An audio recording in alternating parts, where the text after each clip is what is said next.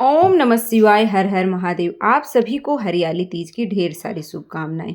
श्रावण मास के शुक्ल पक्ष में आने वाली तृतीया तिथि को हरियाली तीज का पर्व मनाया जाता है।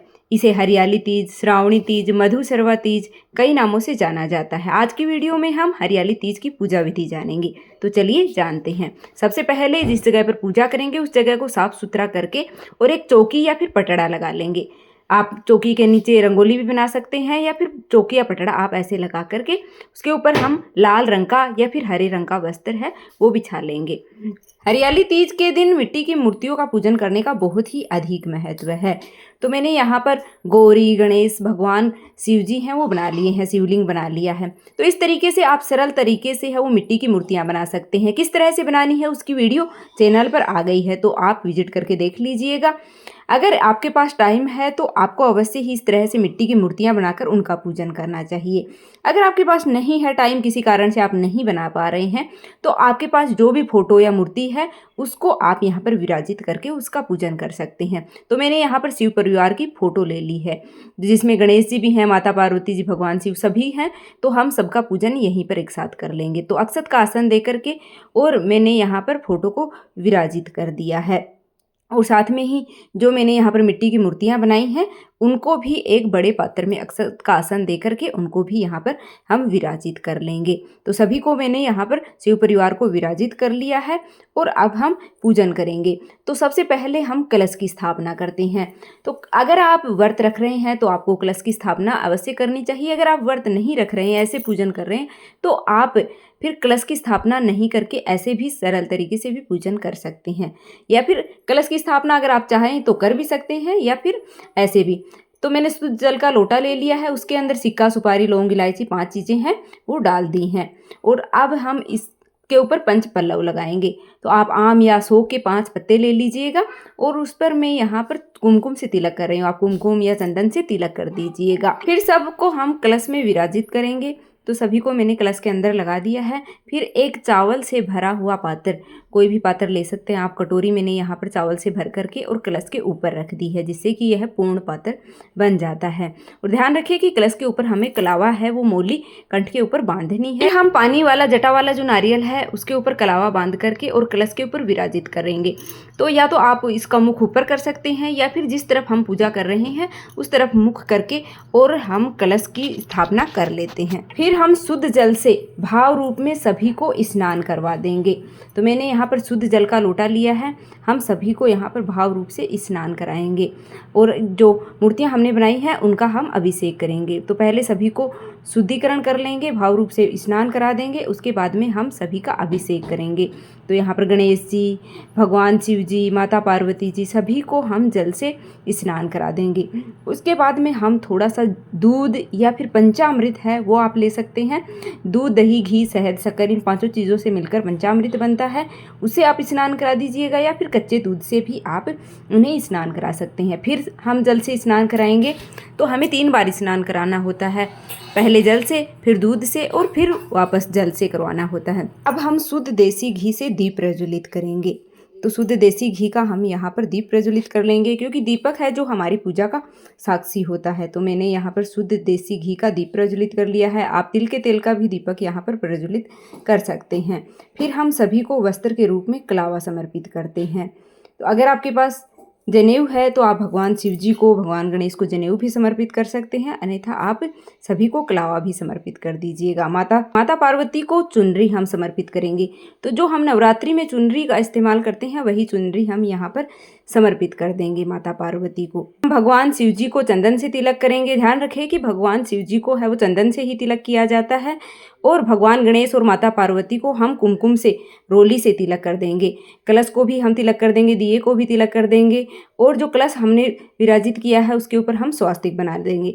अगर आप चाहें तो स्वास्तिक बना दें या फिर आप तिलक भी कर सकते हैं। तो सभी को मैंने यहाँ पर तिलक कर दिया है। अब हम सभी को फूल पत्ते समर्पित करेंगे। तो भगवान शिव जी को मैंने यहाँ पर बेलपत्र है वो समर्पित किया है और आप भगवान की जो भी प्रिय चीज़ें हैं, भांग, धतूरा, धतूरे का पुष्प, मदार का पुष्प, कनेर का पुष्प, जो भी मतलब भोलेनाथ की प्रिय चीज़ें हैं वह आप यहाँ पर भगवान भोलेनाथ को एक एक करके और सभी चीज़ें हैं वो समर्पित कर सकते हैं। तो तो मैंने यहाँ पर मंदार के पुष्प, कनेर के पुष्प, यह भगवान भोलेनाथ को, भगवान गणेश को, माता पार्वती को, सभी को हैं वो समर्पित कर दिए हैं। भगवान गणेश और माता पार्वती को अगर आपको लाल रंग के पुष्प मिल जाते हैं तो वह आपको अवश्य रूप से ही समर्पित करने चाहिए। अगर नहीं मिल पाते हैं तो जो भी आपके पास पुष्प हैं वह आप समर्पित कर दीजिएगा। तीज के दिन महिलाएं पूरा 16 श्रृंगार करके और फिर यह व्रत पूजन करती हैं। तो आप भी अच्छे से तैयार होकर के, मेहंदी लगा करके और अच्छे से तैयार होकर यह व्रत पूजन है वो करें।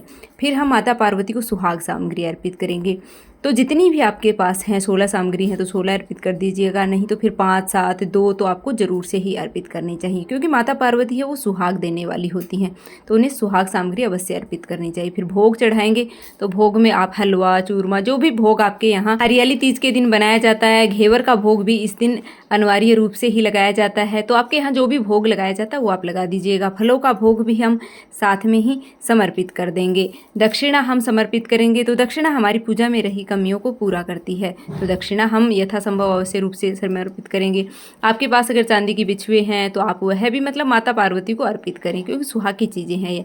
फिर हम माता पार्वती का श्रृंगार करेंगे। जो भी सामग्री हमने चढ़ाई है सुहाग की, उसी में से सामग्री लेकर के मैंने यहाँ पर बिंदी लगा दी है, मेहंदी हम लगा देंगे। इस तरह से कीप वाली आपने ली है तो कीप वाली लगा दीजिएगा, या फिर सूखी मेहंदी आपने ली है तो उसको थोड़ा सा घोल करके आप मेहंदी लगा दीजिएगा। फिर जो बच जाती है उसे हम अपने हाथों पर लगा लेंगे। वैसे तो हम मेहंदी लगा करके रखेंगे, फिर भी हम माता का जूठा सुहाग है वो अपने हाथों पर लगा लेंगे। फिर माता पार्वती को हम सिंदूर लगाते हैं, तो ध्यान रखें कि जितनी बार हम सिंदूर लगाते हैं उतनी ही बार फिर हम पूजा करते हैं, उसके बाद सुहाग लेते हैं। तो 5 या 7 बार, 2 बार, जितनी भी बार आप सिंदूर लगा रहे हैं उतनी ही बार हमें फिर सुहाग लेना होता है। तो इस तरह से जो भी सामग्री आप यहाँ पर अर्पित कर रहे हैं माता पार्वती का, उसे श्रृंगार अवश्य रूप से ही करें। फिर हम हरियाली तीज की व्रत कथा सुनेंगे।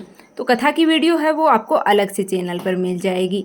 अगर आप व्रत रख रहे हैं तो आपको अवश्य रूप से ही कथा सुननी चाहिए। अगर व्रत नहीं रख रहे हैं आप तो आप ऐसे भी पूजन कर सकते हैं, या फिर ऐसे कथा तो आज से भी आपको सुननी चाहिए। फिर हाथ में अक्षत पुष्प लेकर के हम हरियाली तीज व्रत की कथा सुनेंगे। तो कथा की वीडियो चैनल पर है, आप सुन लीजिएगा। कथा सुनने के बाद में जो भी अक्षत पुष्प हमने लिए हैं वह हम माता पार्वती के चरणों में समर्पित कर देंगे। तो इस तरह से हमारी पूजा हो जाती है और फिर हम आरती करते हैं। तो बहुत ही प्रेम पूर्वक हम भगवान गणेश, माता पार्वती, भगवान शिव जी की सभी की प्रेम पूर्वक आरती करेंगे। या तो 5 या 7 बार क्लॉकवाइज घुमा करके आरती कर लीजिएगा, या फिर आपको सभी की आरती आती है तो आप आरती कर लीजिएगा।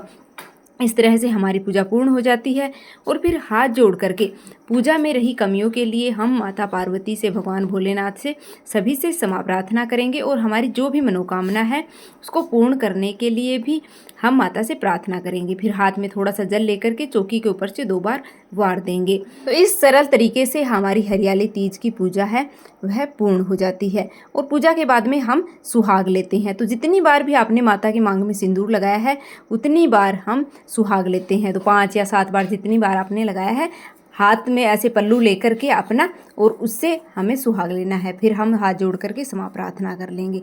हमारी पूजा है वो पूर्ण हो जाती है।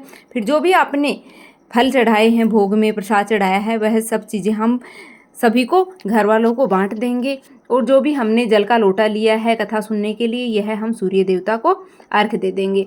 और जो सुहाग सामग्री हमने चढ़ाई है उस सुहाग सामग्री को हम या तो दान कर देंगे, मतलब अपनी सास के लिए बायना जो निकालते हैं साड़ी वगैरह, उसके साथ दान कर देंगे, और कुछ चीज़ें हैं वो अपने लिए भी रख लेंगे। तो इस तरीके से सरल तरीका है। इस तरीके से आप घर पर यह पूजन है वो आसानी से कर सकते हैं। मिट्टी की मूर्तियाँ बनाकर कर सकते हैं। अगर मिट्टी की मूर्तियाँ नहीं बना पा रहे हैं तो आप फोटो या मूर्ति के साथ भी यह पूजन कर सकते हैं। वीडियो अच्छी लगी है तो लाइक कर देना, चैनल पर नए हो तो सब्सक्राइब कर लेना, और कमेंट बॉक्स में जय माता पार्वती अवश्य लिख देना।